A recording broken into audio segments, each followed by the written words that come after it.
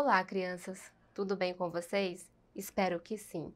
Bom, na aula de hoje, nós iremos dar prosseguimento à aula anterior. Em Narrativas Ficcionais, parte 2, que é esta aula, nós iremos fazer uma interpretação textual de uma narrativa ficcional, que é o que nós estamos falando.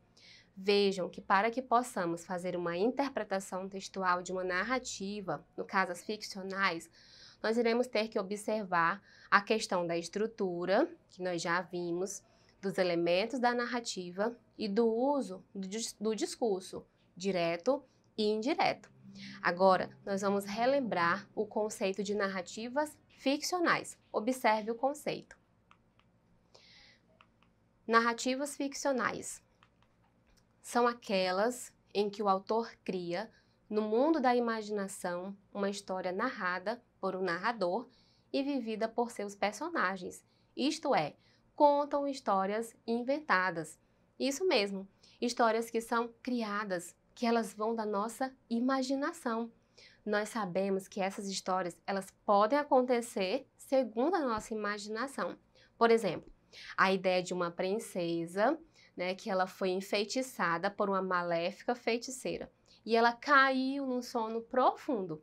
Ou também a ideia de uma outra princesa, que ela foi envenenada pela rainha e que só poderia ser salva pelo beijo de um príncipe.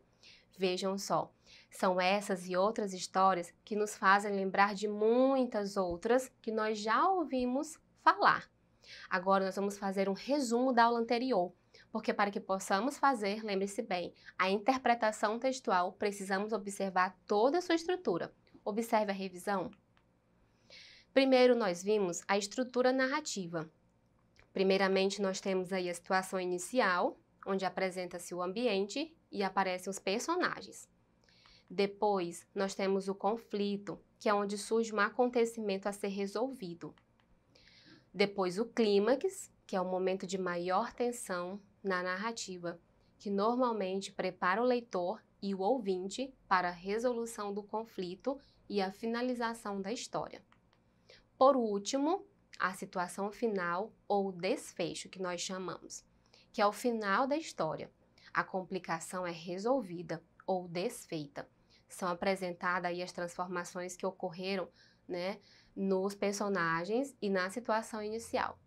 Agora vamos ver a respeito dos elementos da narrativa. As narrativas têm que ter o quê? O enredo, que é a sucessão de acontecimentos que constituem a ação. Depois, nós temos também o narrador, que é aquele que conta a história, e que nós vimos que podem ser de dois tipos, o narrador observador e o narrador personagem. Vamos ver outro elemento.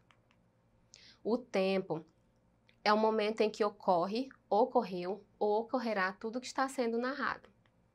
Temos o espaço, que é onde a história se passou. E temos aí os personagens, que são todos aqueles que participam do enredo. Também nós temos o discurso. Vamos ver o discurso? O discurso, ele pode ser um discurso direto, onde nós conhecemos a personagem através de suas próprias palavras. São as personagens mesmo que falam no texto. Só que nós temos um outro tipo de discurso. Qual é ele? O discurso indireto, onde o narrador, ele conta o que a personagem disse. Assim, ele reproduz a fala do personagem com as suas próprias palavras. Agora, nós vamos à leitura de um texto para depois fazermos essa interpretação, observando tudo isso. Vamos à leitura do texto? Vamos lá. Os 3 cabritinhos. Era uma vez 3 cabritinhos travessos que costumavam pastar numa colina, onde havia um capim bem verdinho. Para se chegar lá, porém, tinham que atravessar uma ponte, embaixo da qual morava uma bruxa terrível. Um dia, quando o sol já ia se escondendo, lá foram os cabritinhos travessos pastar. Na frente ia o cabritinho mais novo, atravessando a ponte. Trip-trap, trip-trap. Quem está caminhando sobre a minha ponte? Rosnou a megera. Sou eu, o cabritinho caçula. Vou pastar lá na colina para ficar bem gordinho, disse o menor de todos. Espera aí que eu vou já te devorar, respondeu a bruxa. Oh não, por favor, eu sou tão magrinho, disse o caçula. Espere um pouco, que já vem aí o meu irmão mais velho. Ele é muito maior que eu. Ouvindo isto, a bruxa resolveu esperar o outro cabritinho. Trip-trap, trip-trap. A bruxa repetiu a mesma pergunta ao próximo cabritinho do meio e ficou esperando para devorá-lo. Na vez do cabritinho mais velho passar pela ponte, a resposta foi bem diferente. Venha, que eu sou bem valente. De bruxas não tenho medo. Para isso, tenho bons dentes e chifres que são de ferro, defendeu seu irmão mais velho. A bruxa tentou agarrar o cabrito, mas ele não perdeu tempo. Avançou sobre ela, empurrou-a com os chifres e atirou-a dentro do rio que passava embaixo da ponte. Depois, calmamente, foi encontrar os irmãos no pasto da colina. Os 3 cabritinhos engordaram tanto que mal puderam voltar para casa. Quanto à bruxa, nunca mais se ouviu falar nela. Bom, agora nós vamos fazer a interpretação desse texto, observando aquilo que nós já retomamos. Observe para que possamos procurar neste texto todas as suas características. Vamos lá? Observe. Nós temos aí o mesmo texto e nesta cor vermelha nós temos uma parte da narrativa que nós chamamos aí, vamos ver, de situação inicial. É aquela parte que nós conhecemos o ambiente e os personagens da história.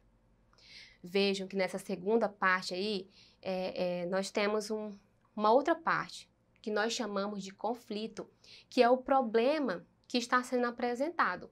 No caso, né, os 3 cabritinhos, eles têm que passar pela ponte. E aí nós estamos vendo aí que tem uma bruxa. Esse é o conflito, esse é o problema. Depois, nós vamos perceber que o conflito, ele continua no texto. Vejam que não temos uma quantidade de parágrafos X para que possamos dizer onde está a situação inicial, o conflito e as outras partes.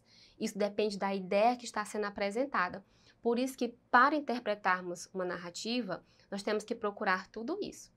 Observe que o conflito continua e nós temos nesta parte, olha, que está na cor azul, um outro momento, que é o clímax, aquele momento que você se envolve na narrativa.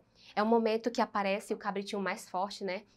E que aí o que vai acontecer quando aparece a bruxa para esse cabritinho? Nós vamos ver. Observe que lá no final nós temos a situação final, que é o momento que o cabritinho ele acaba enfrentando, né, a bruxa e aí acaba sendo vitorioso.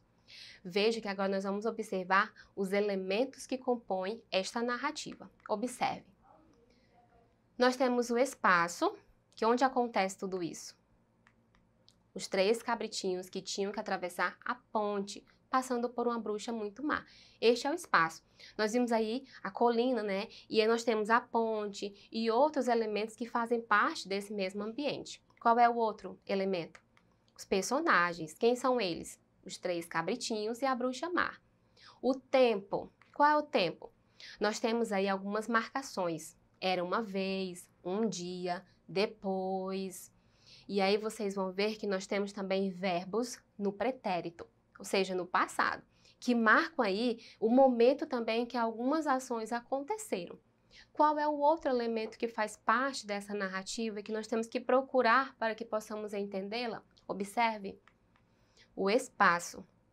Nós temos aí uma colina.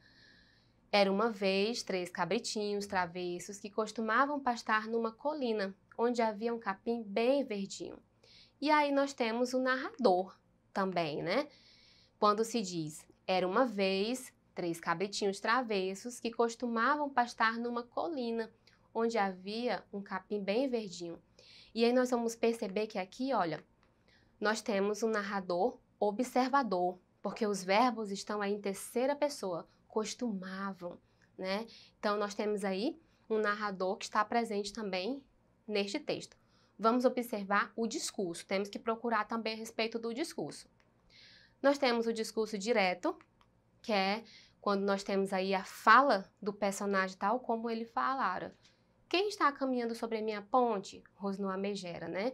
E nós temos também o discurso indireto, que aí nós temos a mesma ideia do exemplo anterior, mas agora transformando num discurso indireto. Quando se diz, a megera perguntara quem estava atravessando sobre a ponte. Bom, nessa narrativa, nós temos aí o uso do discurso direto, que é quando nós temos a fala do personagem tal como ele falara. E isso é marcado aí pelo travessão, que o travessão, ele fala sobre o início da fala do personagem. Compreendido? Então vamos lá. Se você aprendeu tudo isso, vamos passar ao nosso exercitando para ver se você realmente aprendeu. Vamos lá? Primeira questão diz assim: enumere a sequência correta para a ordem da estrutura textual de uma narrativa ficcional. Nós temos aí a situação final, o conflito, o clímax e a situação inicial. Só que nós temos uma ordem para que toda essa estrutura aconteça. O que é que tem que acontecer primeiro? E depois, e por fim. Vejam que eu falei para vocês, não depende do tamanho ou da quantidade de parágrafos, depende da ideia que eles representam. Então vamos ver qual é a sequência correta que nós temos numa narrativa, e aqui estamos falando de narrativas ficcionais. Vamos confirmar? Vamos lá. Primeiro, nós temos a situação inicial. Depois, nós temos o conflito, que é o problema. Depois, nós temos o clímax, que é o momento em que você se envolve e quer saber já do final da história. E por último, o que acontece? Só restou situação final. Essa sequência é a sequência correta para uma narrativa. No caso aqui estamos falando da narrativa ficcional. Vamos a mais uma? Segunda questão. Na situação inicial de uma narrativa ficcional, geralmente localizamos quais elementos de uma narrativa? Bom, nós falamos que a situação inicial é aquela primeira parte no texto. E geralmente nós localizamos quais elementos? Nós já vimos também. Será que você é capaz de me dizer? Vamos lá? Vamos confirmar esta resposta para ver se você acertou? Vamos verificar. Os personagens e o ambiente. Isso nós observamos na situação inicial do nosso texto, da nossa narrativa. Agora essa que vem ficou muito fácil. Eu sei que se vocês prestaram bem atenção, vão saber responder corretamente. Observe a terceira questão.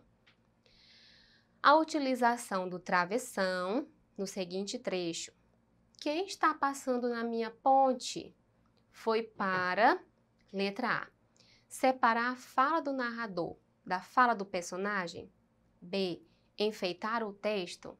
C, evitar a repetição da fala dos personagens. Ou D, indicar a fala do personagem. Gente, ficou muito fácil. Mas vamos prestar bem atenção porque pode ter aí uma pegadinha, né? Então, para que o travessão ele foi utilizado neste trecho da narrativa? Nós sabemos que tem outras utilizações aí. Mas nessa específica, o que o travessão ele representa? Vamos verificar a nossa resposta? Vamos lá. Indica a fala do personagem. Isso mesmo. Já vimos tudo aqui a respeito da nossa interpretação textual.